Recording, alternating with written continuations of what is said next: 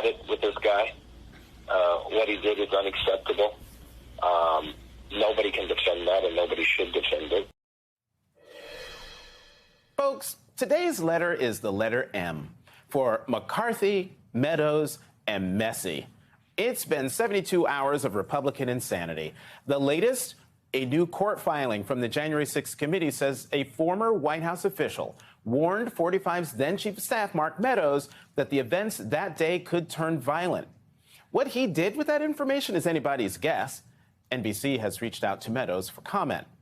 Meanwhile, Lordy, there are tapes, and they caught Congressman Kevin McCarthy in a lie. Let me be very clear to all of you, and I've been very clear to the president. He bears responsibilities for his words and actions. No ifs, ands, or buts.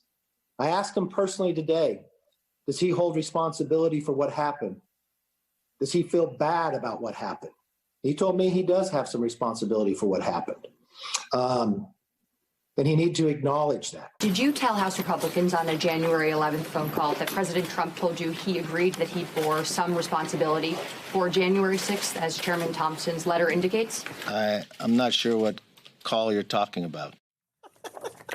Come on, man. That recording and other reporting by Jonathan Martin and Alex Burns of the New York Times are part of a tsunami of tea spilling from their forthcoming book, and there may be more tapes to come.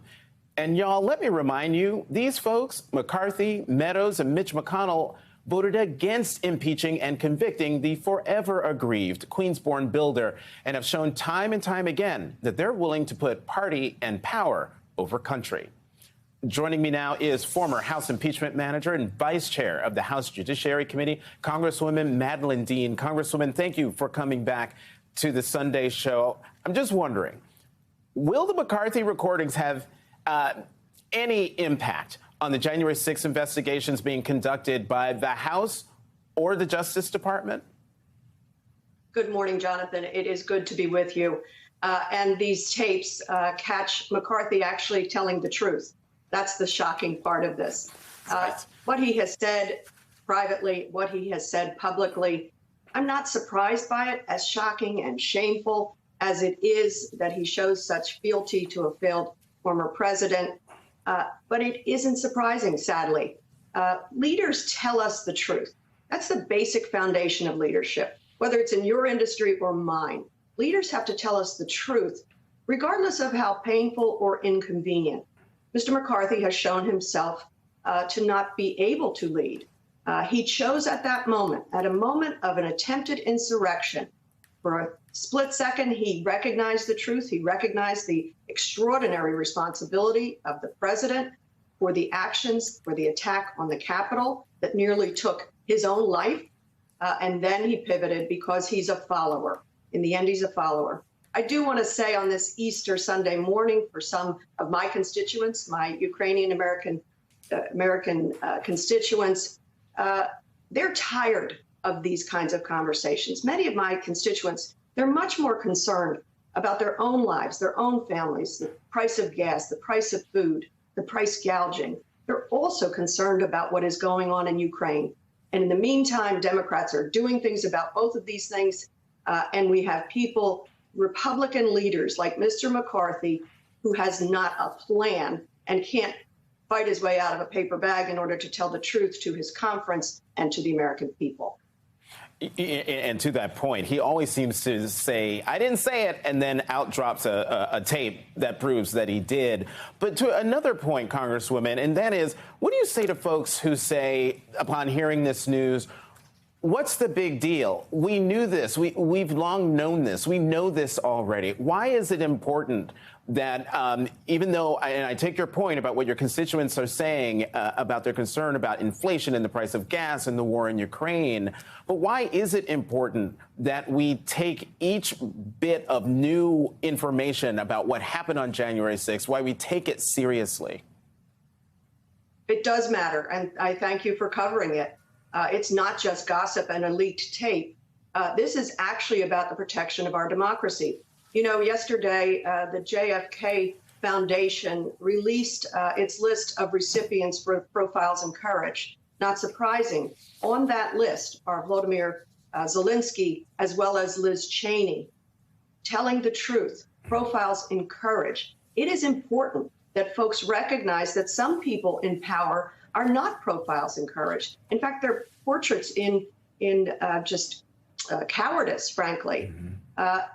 It does matter because Mr. McCarthy is auditioning to become the next Speaker of the House. Is that the kind of person you would want to lead? One who cannot hang on to the truth and cannot reveal it to the country? It does matter that we talk about these things. It does matter that the January 6th Commission, that I'm extraordinarily proud of, continues its work and collects the information.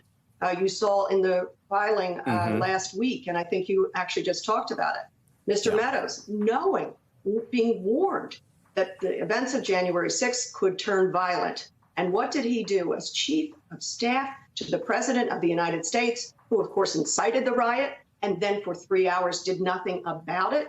What did Mr. Meadows do? It'll be very interesting to see those around this narcissistic failed leader and how they failed to step up and make the choice to lead on their own.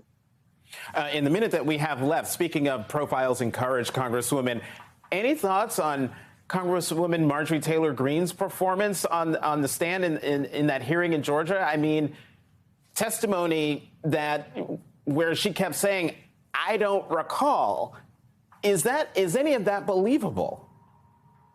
Of course not.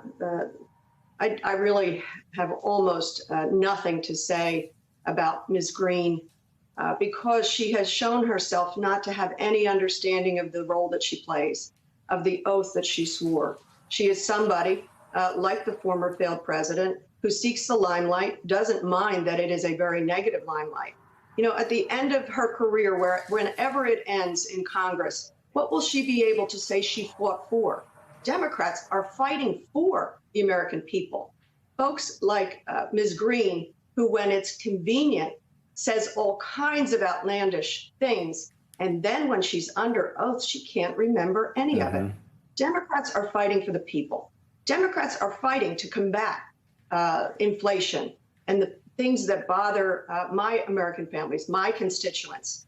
Ms. Greene has no comprehension of the job that she has, and she doesn't understand the Constitution and the precious nature of what it is she's involved in. And that hearing was about whether she should be on the ballot again in November, given her role, at least the people challenging her role, the part she played in the January 6th insurrection. Congresswoman Madeleine Dean, as always, thank you